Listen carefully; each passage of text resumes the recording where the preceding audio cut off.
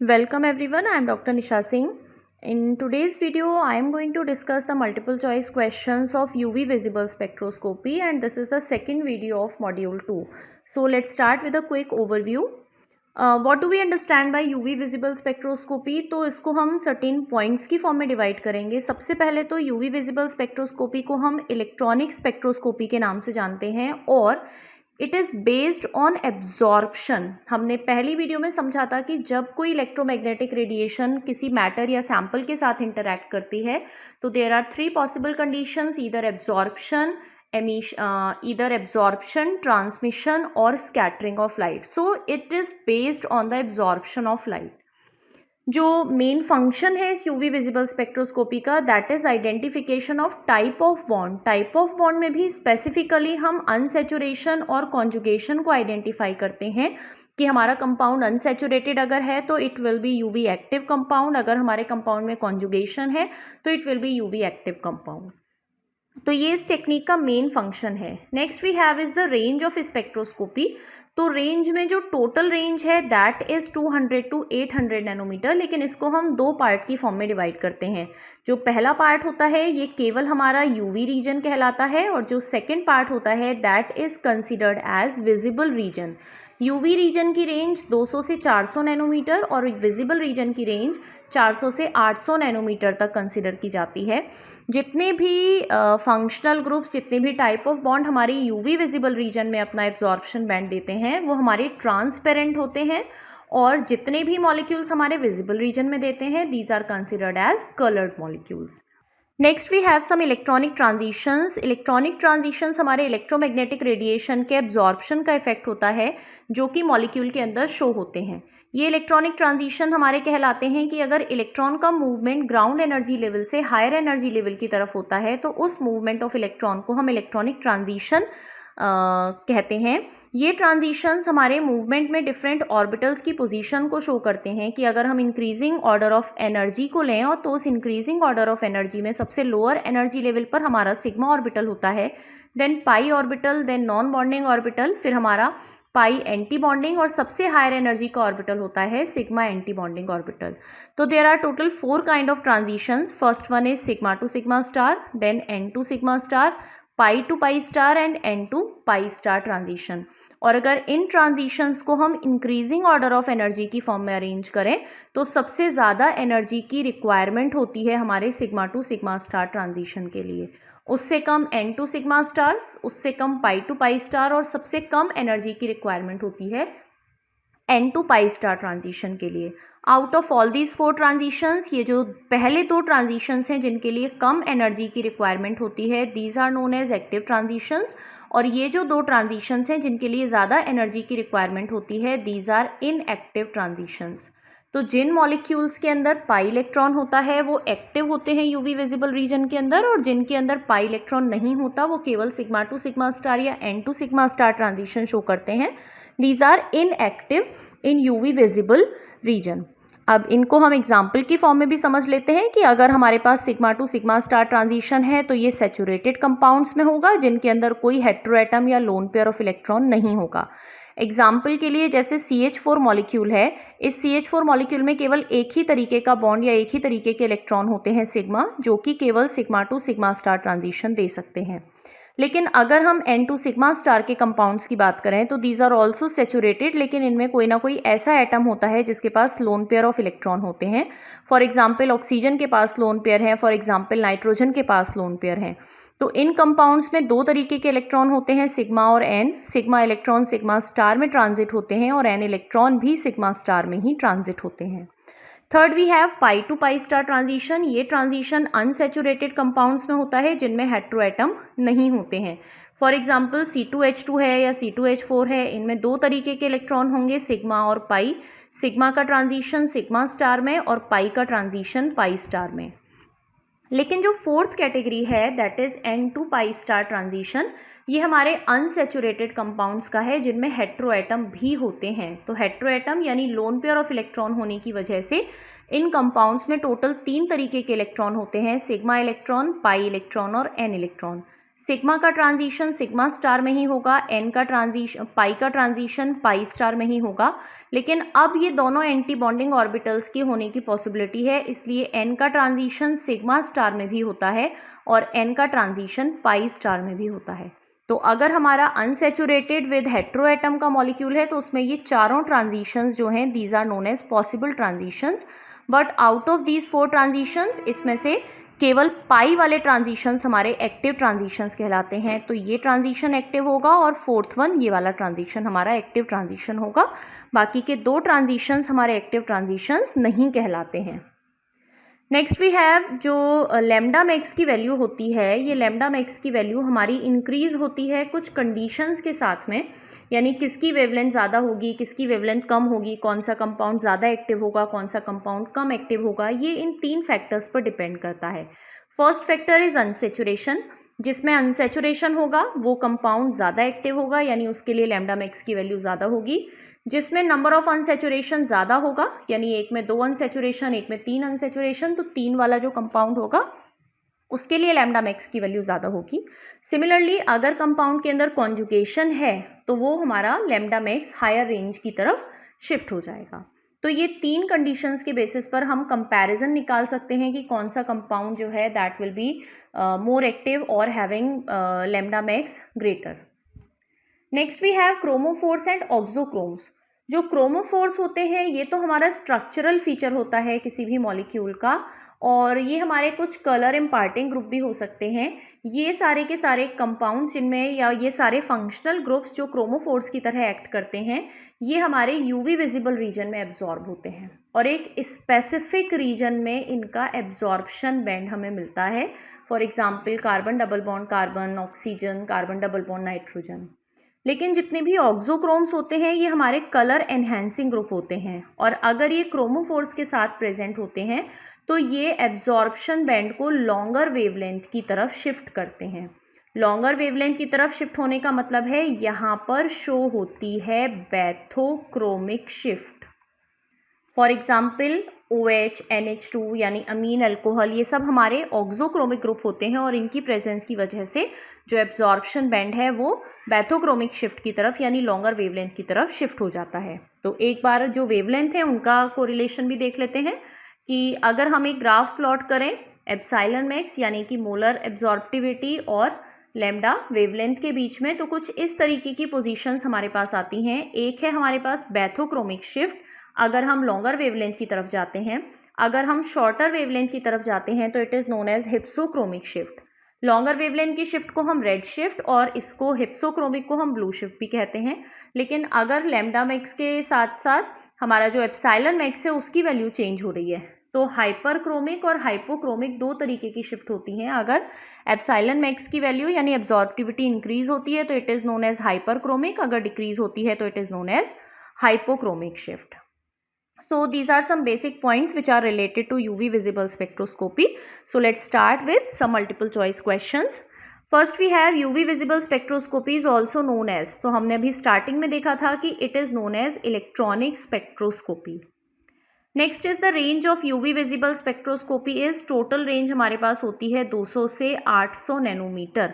अगर हम बाकी ऑप्शंस को देखें तो 200 से 400 हमारे UV की रेंज होती है और 400 से 800 रेंज होती है विजिबल की, और इन दोनों की कंबाइंड फॉर्म 200 से 800 नैनोमीटर होती है टोटल यूवी विजिबल रीजन की। सो ऑप्शन ए हमारा करेक्ट ऑप्शन होगा। Next we have the solution of substance that appears coloured to human eye. Coloured that is absorbs in the range. तो coloured range के लिए जो range है वो हमारी विजिबल रीजन की रेंज होनी चाहिए, और विजिबल रीजन की रेंज हमारी 400 से 800 नैनोमीटर होती है। सो ऑप्शन ए हमारा करेक्ट ऑप्शन होगा। Next is the solution of substance that absorbs in UV region appears dash to human eye. जो UV region है उसकी रेंज होती है 200 से 400 नैनोमीटर, और इस रेंज में एब्जॉर्ब होने वाले जो सैम्पल सॉल्यूशंस होते हैं दीज आर ट्रांसपेरेंट। कलर्ड कौन से हैं? जो 400 से 800 में हो रहे हैं यानी विजिबल रीजन में, जितने भी UV रीजन में होते हैं वो हमारे ट्रांसपेरेंट कहलाते हैं। Next is following is the effect of UV visible radiation on the sample. UV visible radiation का सैम्पल पर क्या इफेक्ट पड़ेगा? Nuclear reaction? नहीं। Inner electronic transition? Yes.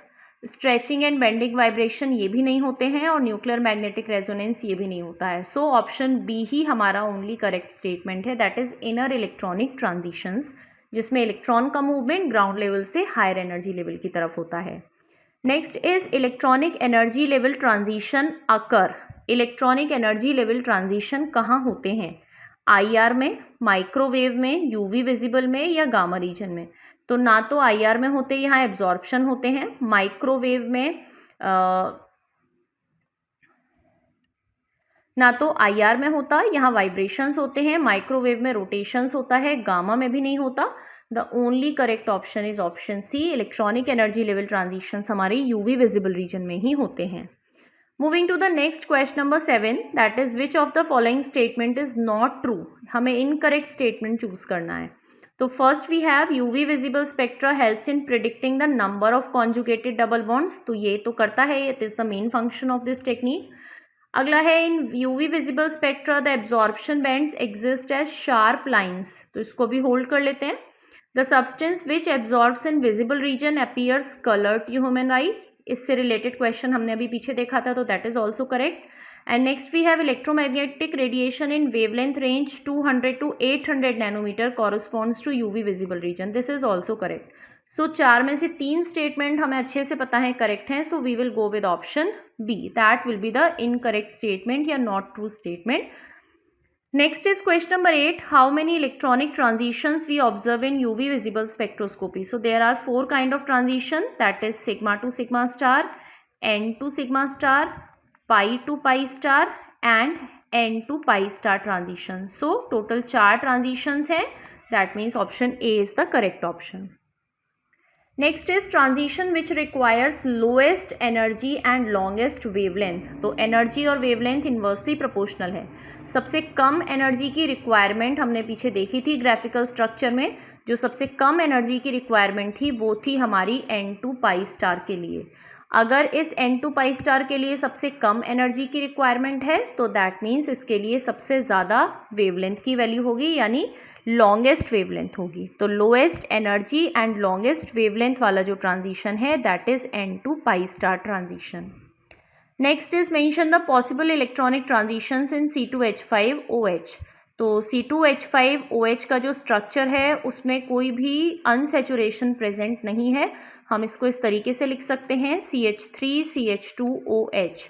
There are 2 type of electron, sigma electron और n electron. Because oxygen है तो non bonding electron होगा, तो सिग्मा का ट्रांजिशन हमारा होगा सिग्मा स्टार में और एन इलेक्ट्रॉन का ट्रांजिशन होगा हमारा सिग्मा स्टार में। कोई पाई इलेक्ट्रॉन ट्रांजिशन यहाँ पर नहीं होगा।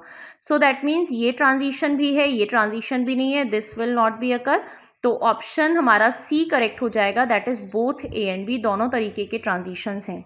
लेकिन अगर इन ट्रांजिशंस की हम बात करें तो बोथ आर इनएक्टिव ट्रांजिशंस। तो ये कंपाउंड हमारा यूवी विजिबल रीजन के लिए इनएक्टिव कंपाउंड कहलाएगा।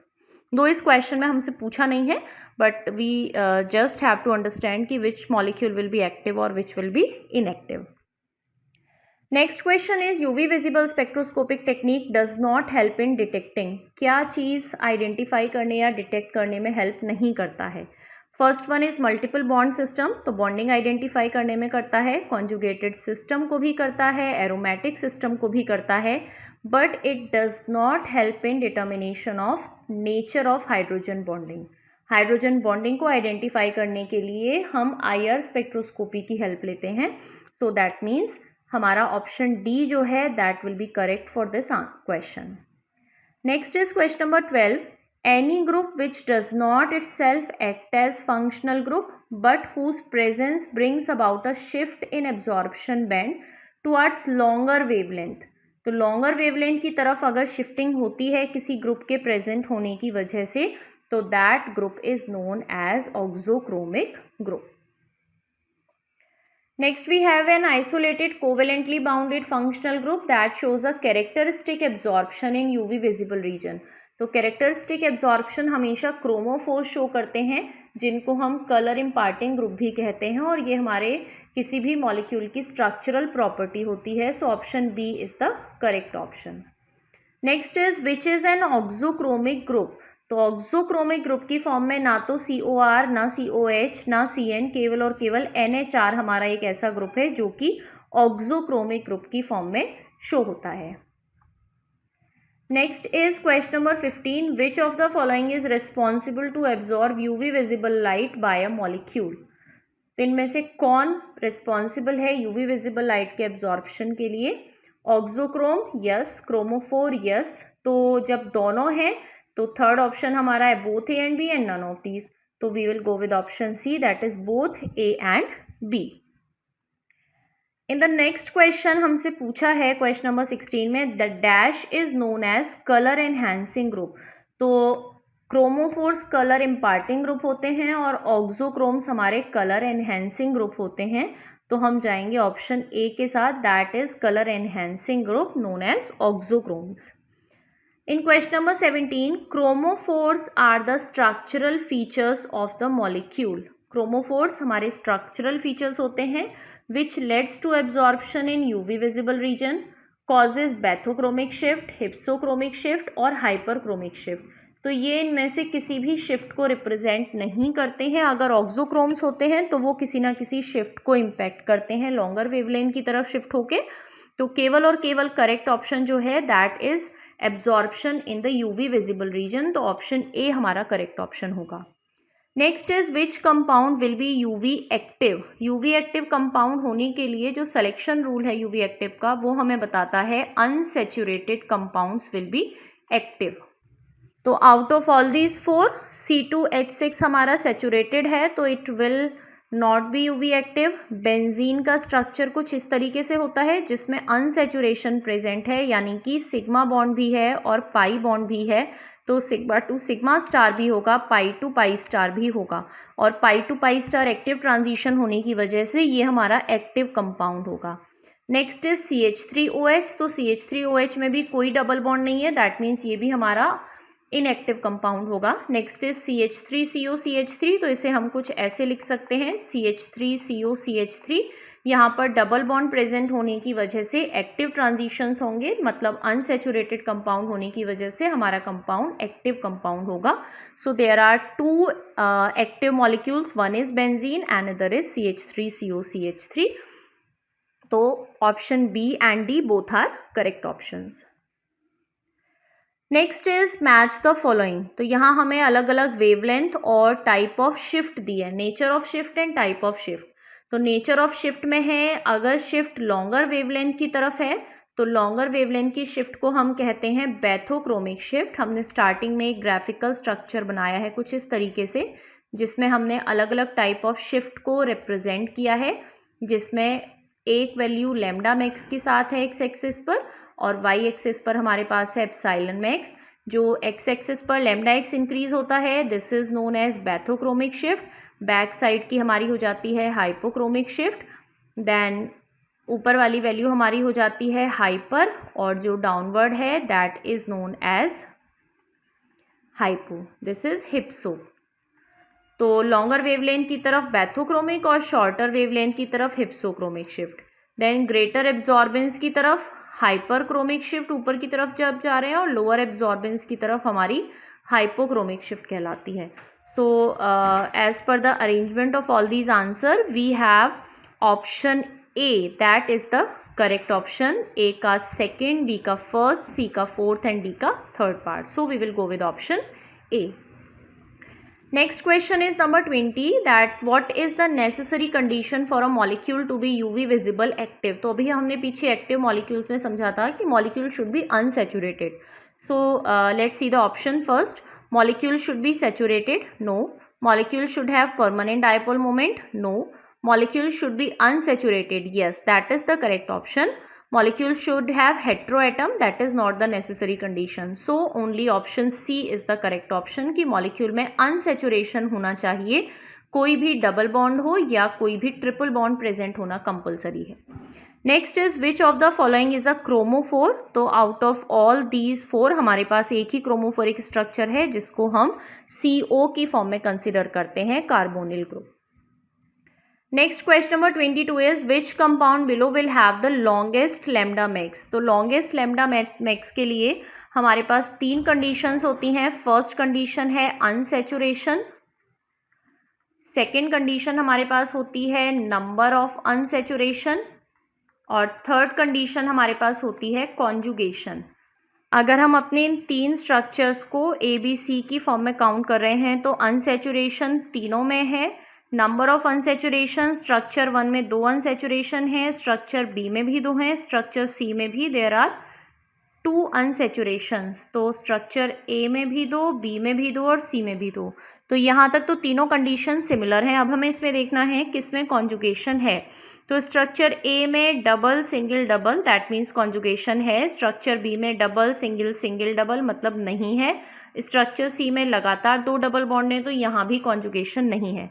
तो कॉन्जुगेशन केवल स्ट्रक्चर A में प्रेजेंट है, ना तो B में है ना ही C में है। तो ऑप्शन A हमारा करेक्ट ऑप्शन होगा, जिसके लिए जो लैम्डा मैक्स की वैल्यू है दैट विल बी लॉन्गेस्ट और greater. Next question is the compound C2H5COOH active in UV visible region. तो C2H5COOH को हम लिख सकते हैं CH3CH2COOH। तो जैसे ही हमने इस एसिटिक ग्रुप को बनाया हमें ये समझ में आ गया कि कंपाउंड के अंदर डबल बॉन्ड है, मतलब कंपाउंड के अंदर अनसैचुरेशन है, और अनसैचुरेशन होते ही हमारा कंपाउंड जो है that will be UV active compound. So that means हम आंसर देंगे इसका यस।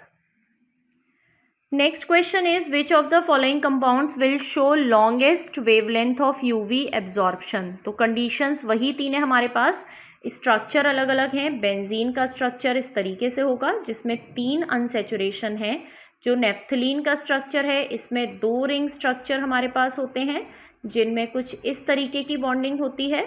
एंथ्रासीन के स्ट्रक्चर में हमारे पास 3 रिंग स्ट्रक्चर्स एक साथ अटैच्ड होते हैं जिसमें इस तरीके की बॉन्डिंग होती है। और फोर्थ वन वी हैव टेट्रासीन, जिस टेट्रासीन के स्ट्रक्चर में 3 की जगह 4 रिंग स्ट्रक्चर्स का अटैचमेंट होता है। तो अगर हम अपने इन स्ट्रक्चर्स को तीनों पैरामीटर्स पर देखें, जैसे कि अनसैचुरेशन, फिर नंबर ऑफ अनसैचुरेशन, तो हम नंबर ऑफ अनसैचुरेशन पर ही ये डिसाइड कर लेंगे कि बेंजीन में 3 अनसैचुरेशन है, नेफ्थलीन में 5 अनसैचुरेशन है।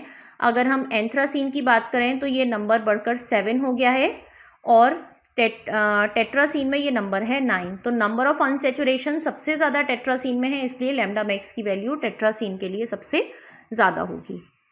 Next question is with increased polarity of solvent the absorption band shifts to longer wavelength for. अगर हम सॉल्वेंट की पोलैरिटी को इंक्रीज करते हैं तो जो एब्जॉर्प्शन बैंड है वो लॉन्गर वेवलेंथ की तरफ शिफ्ट होता है, लेकिन इनमें से किस ट्रांजिशन के लिए ये शिफ्ट होगा ये हमसे पूछा है।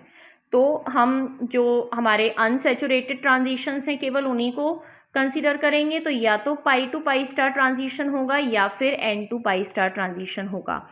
तो अगर हम इंक्रीज्ड पोलैरिटी की बात करते हैं तो इंक्रीज्ड पोलैरिटी में हमेशा जो वैल्यू है वो लॉन्गर वेवलेंथ की तरफ शिफ्ट होती है for pi to pi star transition. लेकिन अगर हम इसी कंडीशन को इंक्रीज्ड पोलैरिटी ऑफ सॉल्वेंट के साथ में एब्जॉर्प्शन बैंड की शॉर्टर वेवलेंथ की बात करें, यानी जैसे जैसे पोलैरिटी इंक्रीज होगी जो शिफ्टिंग है वो शॉर्टर वेवलेंथ की तरफ होगी, तो इसके लिए हमारा आंसर हो जाता है change N to pi star transition की तरफ। यानी पाई टू पाई स्टार के लिए वैल्यू जो है वो हमारी पोलैरिटी इंक्रीज होने पर लॉन्गर वेवलेंथ की तरफ शिफ्ट होता है, लेकिन N टू पाई स्टार के लिए जो एब्जॉर्प्शन बैंड है वो हमारा शॉर्टर वेवलेंथ की तरफ शिफ्ट होता है। So this is the last question of this video. So I hope आपको UV विजिबल टेक्निक के सारे क्वेश्चंस अच्छे से समझ में आए होंगे।